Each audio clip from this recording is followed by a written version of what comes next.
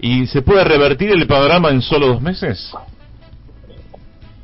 Yo creo que no es imposible, pero creo que hay que pensar principalmente en los próximos 2 años, no en los próximos 2 meses. Creo que hay que recuperar el rumbo, ratificar ese contrato electoral de la gente que nos votó, que básicamente estaba cansada de vivir en un país donde siempre el que paga los platos rotos es el que menos tiene, donde siempre se privilegian los mínimos cuando la economía crece porque crece y cuando decrece porque decrece. Entonces creo que eso es lo que tenemos que hacer, escuchar ese mensaje que fue muy claro, que nos dice: volvamos al camino original, volvamos a hacernos cargo de que venimos a gobernar para favorecer a las mayorías populares, y bueno, en eso estamos. ¿Y cómo se hace, no? Porque es la gran pregunta de siempre, ¿no? Los que ganan siempre, y los que pierden siempre parece que también siguen perdiendo. ¿Cómo se hace para cambiar eso? Y yo creo que la única manera es con políticas públicas. Hay quienes desde el poder económico plantean que el Estado debe ponerse al costado, mirar y dejar que el libre mercado, con sus leyes implacables, defina cómo se reparte la torta, y hay quienes creemos que para eso está el Estado, para eso están las políticas públicas. Dicen algunos que hay que dejar que la copa derrame, hay que esperar que los ricos sean más ricos para que algo derrame después sobre los pobres, y nosotros creemos que hay que utilizar las políticas públicas para inclinar la copa.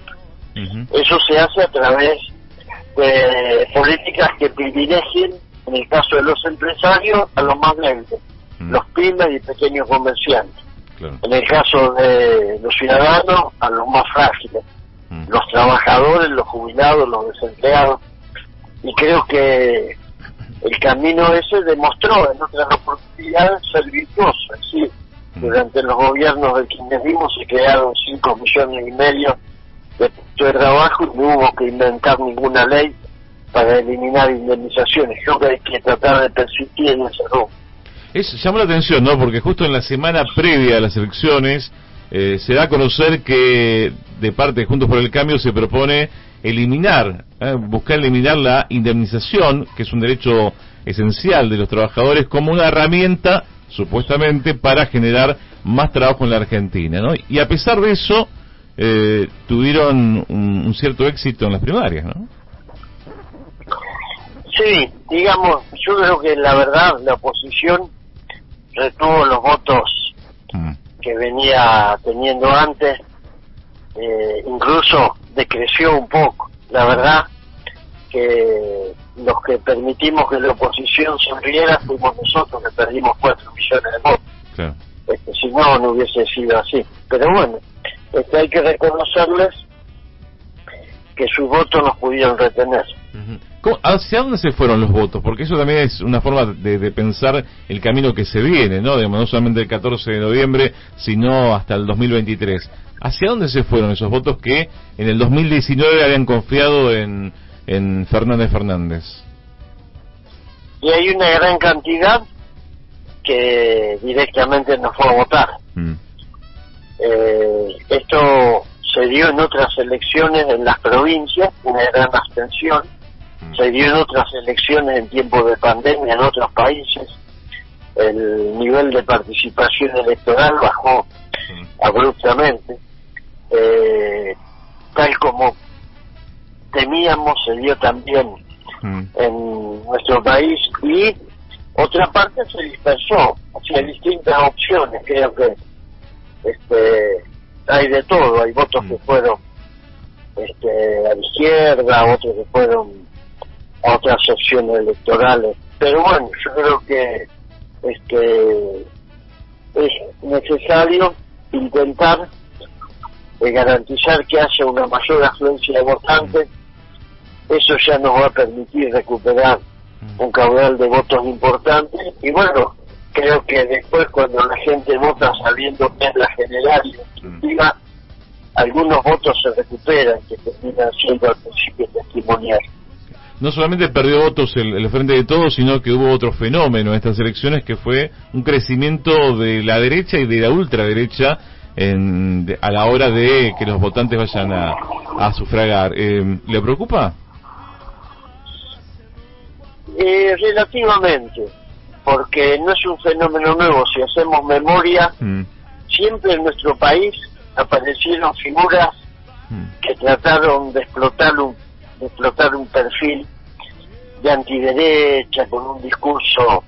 Algunos movían el gatillo fácil, otros formas de violencia simbólica muy fuerte. Bueno, ahora lo tenemos a Milei más o menos tratando de recoger algunos votos de esa perspectiva, pero creo que la Argentina tiene esa tradición, pero siempre termina siendo un voto marginal. Que no va a tender a crecer, que como que llegó a su tope. Creo que no, creo que siempre tocan un techo, y en todo caso hay un sector muy fuerte, muy vinculado a las corporaciones económicas, financieras, que ocupa ese lugar, ¿no? Y no creo que Milei se lo pueda disputar así tan fácilmente. Luego de las elecciones, el gobierno decidió hacer algunos cambios, hubo una discusión a cielo abierto que terminó en cambios en el gabinete. ¿Cómo interpreta esos cambios que se han dado? Yo creo que son cambios necesarios y positivos. Le ha dado al gabinete mayor porte político, mayor volumen político, le ha dado también experiencia de gestión, la presencia de Mansur claramente en el lugar de jefe de gabinete, que es un lugar importante para cualquier gobierno, no es un dato menor, y creo que los otros ministros también, Domínguez, en su particular relación con los sectores del agro, Aníbal Fernández, creo que le van a dar mayor volumen político al gabinete. ¿Qué se buscó con estos cambios? ¿Darle mayor presencia a sectores que tal vez se podían haber sentido relegados durante los 2 primeros años de gestión? En realidad creo que nos permite avanzar en una dimensión que no estaba clara en el anterior gabinete, que es lo federal, la relación con los gobernadores, ¿no? No teníamos una puerta de entrada a eso, que para cualquier gobierno es clave, porque es una relación política que no se resuelve simplemente teniendo cada tanto una reunión en la Quinta de Olivos. Sí, creo que en ese sentido sí aparece la dimensión muy clara del federalismo, que en la Argentina es fuerte, y eso le va a dar al gobierno mayor margen de maniobra con protagonistas clave, que son los jefes de Estado de las provincias. Durante el camino a las elecciones, al 12 de septiembre, inclusive ese mismo día, se ha dado a conocer noticias que el aparato del peronismo, sectores integrantes del Frente de Todos, no movilizaron lo suficiente como para poder, impulsar una mayor cantidad de votos en esas elecciones. ¿Por qué cree que pasó eso?